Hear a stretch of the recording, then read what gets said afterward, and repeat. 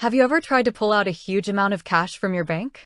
Like, enough to buy a car or maybe even a small house? It's not as simple as just going to the ATM. Today we're looking at Rogers and whether there are issues with drawing large sums. Now, it's important to clarify, we're talking about Rogers Bank, which is a division of Rogers Communications that offers credit cards. We're not talking about your Rogers phone bill or internet service.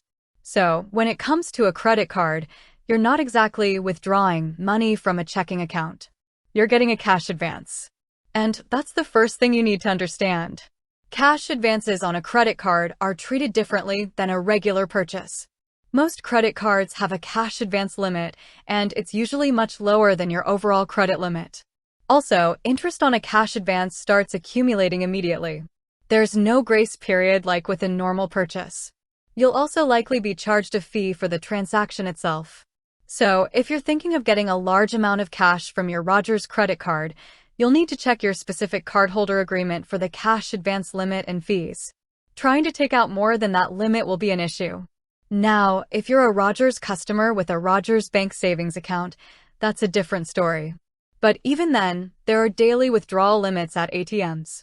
If you need a very large sum, you would have to go inside a bank branch, and even then, they might require advance notice, especially for a sum that isn't typically on hand.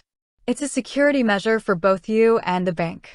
So, for a Rogers Bank credit card, it's about cash advance limits and fees.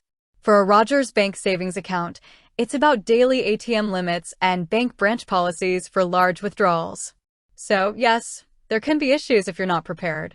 The key is to know your limits and call ahead for a very large withdrawal to make sure the funds are available and the transaction can be processed smoothly.